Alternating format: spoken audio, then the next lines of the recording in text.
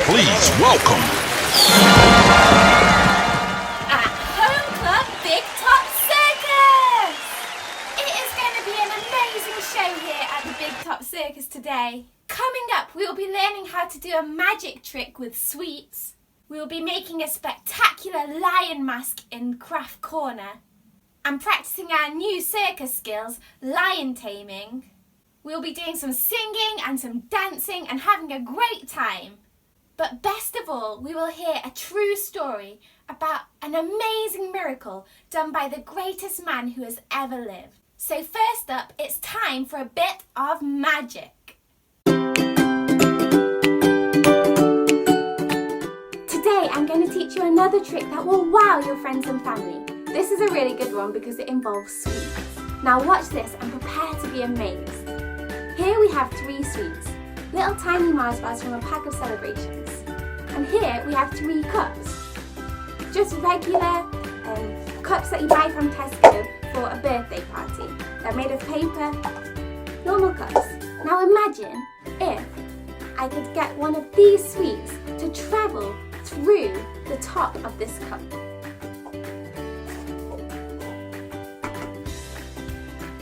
Pretty cool, right? Let's do it again.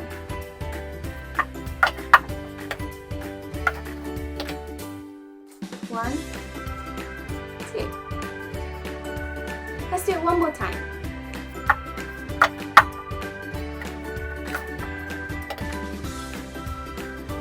One, 2, 3. All of these 3 sweets travelled through the top of one of these cups. But here's for the really cool part. How many sweets did we have at the start? 3, right? Well, look at this. 1, 2, 3, 4. We've got more sweets than we started with. Okay, you want to see how it's done. Here we go. You're going to need 3 cups. Normal paper cups that you buy from Tesco. And you'll need 4 identical sweets. Any kind of sweets, it doesn't matter which kind, but they all have to be exactly the same. Now to start this trick, put one of the sweets in one of the cups. Then stack the cups, putting the one with the sweet in the middle. Now place your cups down one at a time, making sure you don't reveal the sweet to your audience or drop it out of the cup. The best way to do that is by turning the cups towards you like this. Remember which cup had the sweet. It's the middle one. Now show your audience that these are just normal cups. Choose one of the cups without the sweet in to show them. Then take one of the other sweets and put it on top. Now stack the cups up again. Do a little magic tap. Lift the cup and the first sweet will have fallen out under the cup.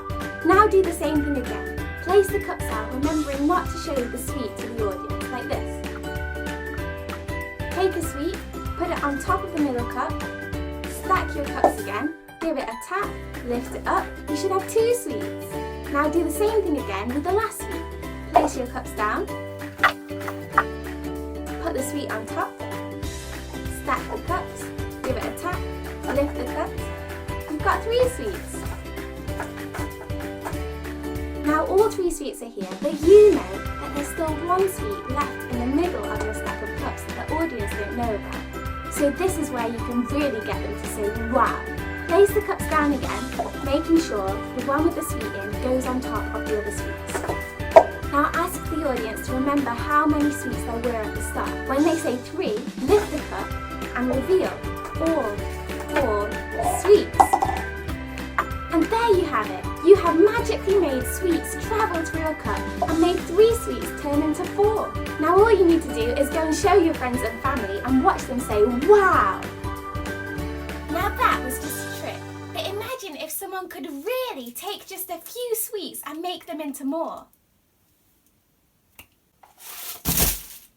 That would be someone you would want to be friends with, wouldn't it? Well, the Bible tells us a true story about when Jesus did something even more amazing than that. Not with sweets, but with bread and fish. Let's see what happened. A crowd started to gather around Jesus. There were 5,000 men and many more women and children. Turning to Philip, he asked, Hey, Philip! Where can we buy bread to feed all these people? You see, Jesus was testing Philip, for he already knew what he was going to do. Philip replied, "Even if we worked for months, we wouldn't have enough money to feed them." Hey, I got an idea. Then Andrew spoke up. "There's a young boy here with 5 barley loaves and 2 fish. But what good is that with this huge crowd?" Did you see what the problem was? The people were hungry. How many times a day do you think you eat? 1, 2, 3? For breakfast, lunch and tea? What about all the snacks? I reckon I probably eat at least 5 or 6 times in a day. The thing about food is you can only go so long without eating it. If you don't eat any food for a long time, you'll eventually start to get weaker and weaker until you starve. We all need food. Without it, we would die. The people who were with Jesus on the mountain that day were starving. They had been following Jesus around and climbing that mountain all day without any food. So Jesus' friends tried to find some food for them to eat, but all they could find was a little boy with his packed lunch, just 5 bread rolls and 2 fish. That was a big problem because did you see how many people there were on that mountainside? 5,000! That's way more people than there are in your school. Can you imagine if everyone in your school had to share just 1 packed lunch? Each person would only get a crumb. There's no way that would fill you up. And so Jesus' friends didn't know what to do. There was no way this 1 packed lunch would be able to feed 5,000 people, and they were so hungry. But Jesus wasn't worried. Let's see what he did. Jesus said, "Tell everyone to sit down." Right, everyone, sit down. Then Jesus took the loaves, gave thanks to God, and gave them to the people. Here you go. Afterward, he did the same with the fish, and they all ate as much as they wanted. Want some more? I'm all good, thanks. After everyone was full, Jesus told his disciples, "Now gather the leftovers, so that nothing is wasted." You got it. So they picked up the pieces and filled 12 baskets with scraps, left by the people who had eaten from the 5 barley loaves and 2 fish.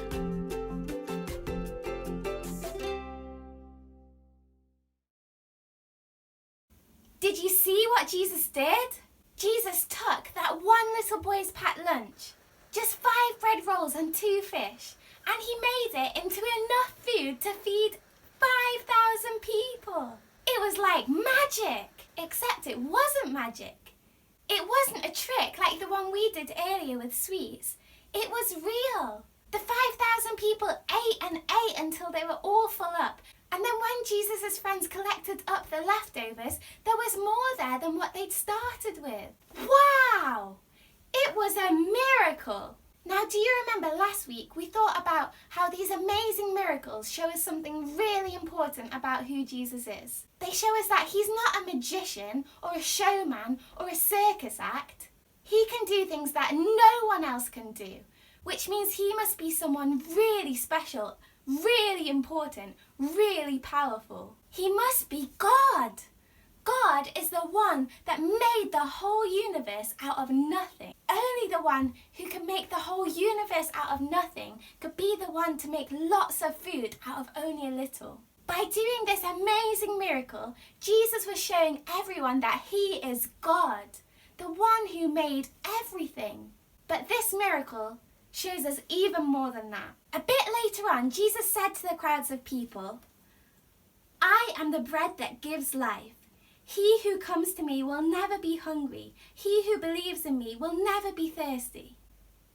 Huh? Jesus was saying that he's bread? No, Jesus isn't bread, he's God. You see, Jesus wasn't trying to say that we should eat him, but he was trying to say that he is a bit like bread. Because just like we need bread or other food to live, we need Jesus to live. If we don't have any food, we'll be really hungry and eventually we'll die. For if we eat some food, we will live. And Jesus was saying that believing in him is a bit like that. Without Jesus, eventually we'll die. But by believing in Jesus, we will live forever with him in heaven. So the question is, do you believe in him? Next time you're feeling hungry, remember that we need Jesus even more than we need food, because only Jesus can give us life forever. Now we're going to sing about the amazing miracles that Jesus did. If you don't like singing, don't switch off now, because after the song, we'll be making an amazing craft in Craft Corner and then learning a new circus skill that you could teach your pets at home. So stay tuned in. Jesus made wine from water. How cool is that? Jesus made the blind man see. How cool is that? Jesus made the lame man walk. How cool is that? But he did something cooler than all these. He died then came alive again, which might sound odd, but now there is no doubting that Jesus is God. Jesus could walk on water. How cool is that? Jesus calmed the raging seas. How cool is that? Jesus could cast out demons. How cool is that? But he did something cooler than all these. He died then came alive again, which might sound odd, but now there is no doubting that Jesus is God. How cool is that?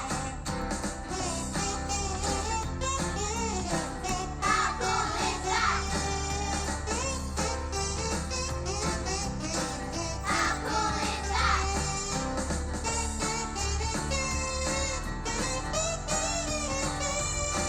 He died then came alive again, which might sound odd, but now there is no doubting that Jesus is God. He died then came alive again, which might sound odd, but now there is no doubting that Jesus is God.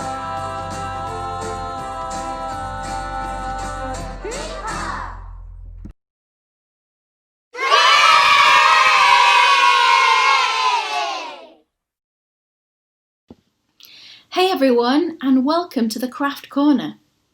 Did you know, back in the olden days, you used to be able to see huge wild animals performing in a circus? Lions and tigers and bears. Well, we're not allowed to do that anymore because it's not kind to the animals. But we thought it'd be fun if you dressed up like a lion. So today we're going to make ourselves a lion mask. What you need to make your mask is some cardboard or a paper plate. I'm using the box from this delicious cheeseburger pizza. Some coloured paper in lion mane colours. Glue stick, a pen and some scissors. Let's have a go at making ourselves a mask. The first thing that you need to do if you don't have a paper plate is to draw yourself a big circle like this one and a smaller circle inside. The smaller circle needs to be about the same size as your face. And then all you're going to do is cut it out with a hole in the middle. I'll show you what that looks like in a minute. So I've cut round my big circle and cut out my middle circle. And this is about the same size as my face. I'm going to turn that into our lion's mane. So what we need now is loads of coloured bits of paper.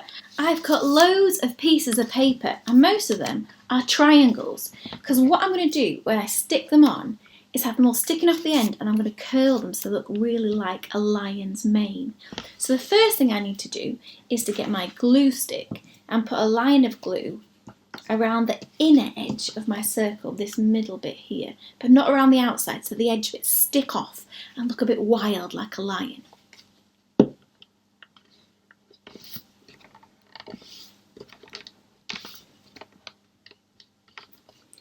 There we go. And now I'm going to stick those pieces on one at a time around my circle.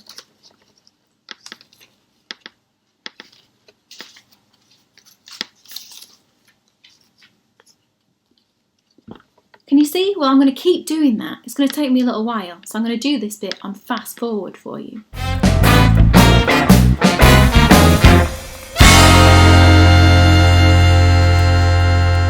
It's already starting to look pretty good. I'm going to put more glue on and add another layer.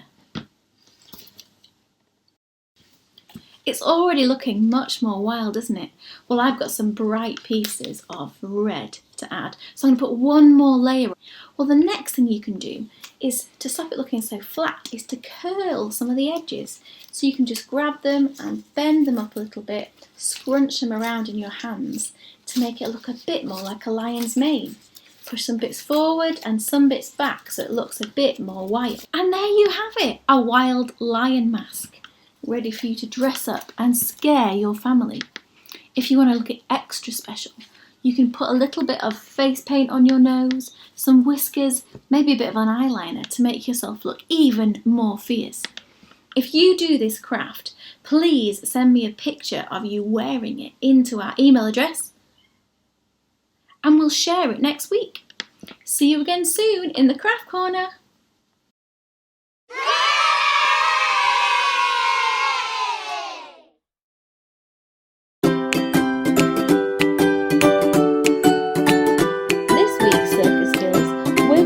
Training some wild animals. Here are my wild dogs, Link and Peach, showing off their circus skills.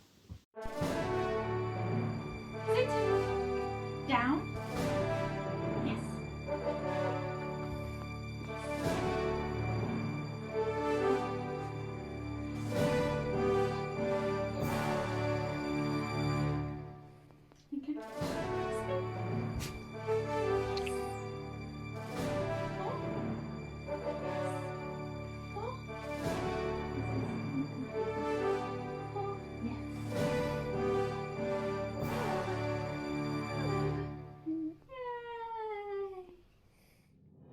Extra special challenge, you just need a big pile of loo rolls, and what you do is build up one layer at a time and get your dog to jump over them.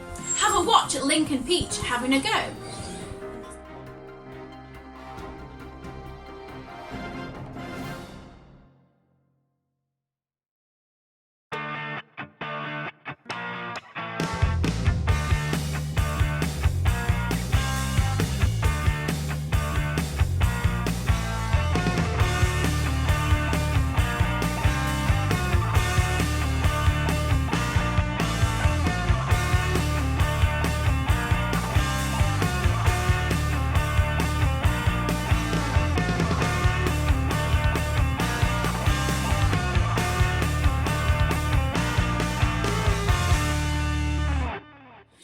If you haven't got a dog, well, you could be a wild animal yourself. Just use your lion mask that you made in the craft.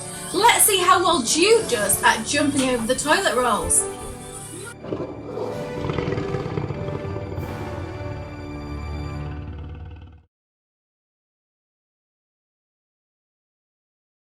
Thanks, Sean. Now you have another circus skill that you can practice at home. If you don't have any pets, maybe you could use your little brother or sister instead. Well, that is all for today's At Home Club Big Top Circus. I hope you've enjoyed the show. Be sure to like our Facebook page or subscribe to our YouTube channel so that you don't miss out. See you on the next adventure.